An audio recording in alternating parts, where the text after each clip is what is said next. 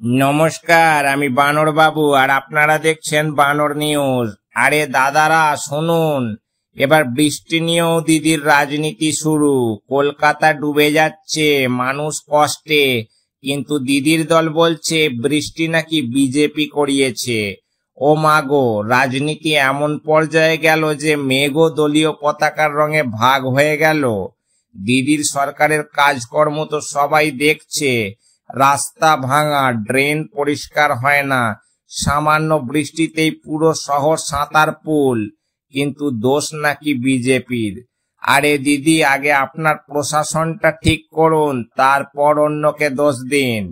মানুষের বাড়িতে জল ঢুকে আছে, ব্যবসা বন্ধ, গরিব মানুষ ভিজে কাজ হারাচ্ছে।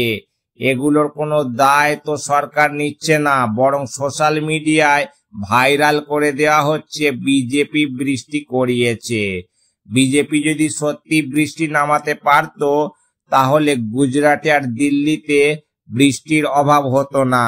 কিন্তু আসল কথাটা হলো, এই সরকার নিজের ব্যর্থতা ঢাকতে চায়, তাই বিজেপিকে দোষ দেয়। কারণ তারা জানে বিজেপি শক্তিশালী হলে দিদির চেয়ার কাঁপবে। জনগণও বুঝে গেছে, যতই দিদি নাটক করুন, সমস্যা বিজেপি নয়, সমস্যা দিদির দুর্নীতিগ্রস্ত প্রশাসন। আজকে যেটা দেখছি, দিদির রাজনীতি মানে শুধু অজুহাত। চাকরি দুর্নীতি, বিজেপির দোষ। শিক্ষকরা আন্দোলন করছে, বিজেপির দোষ। এখন তো বৃষ্টিও বিজেপির দোষ। আরে দিদি, এত যদি বিজেপির হাতেই সব, তাহলে আপনার সরকারের কাজ কি? বানর নিউজের সোজা কথা, বাংলার মানুষ আর অজুহাত চায় না, তারা কাজ চায়। সরকার যদি সত্যি উন্নয়ন করত, তাহলে আজ একটা বৃষ্টিতে শহর ডুবে যেত না।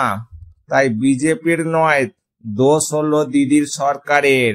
মেঘ বৃষ্টি এসব নামায় প্রকৃতি, কিন্তু দোষ চাপায় দিদির রাজনীতি। তো দর্শকবৃন্দ, কিছু বলার থাকলে অবশ্যই কমেন্ট বক্সে কমেন্ট করবেন। ভিডিওটি ভালো লাগলে একটি লাইক দেবেন।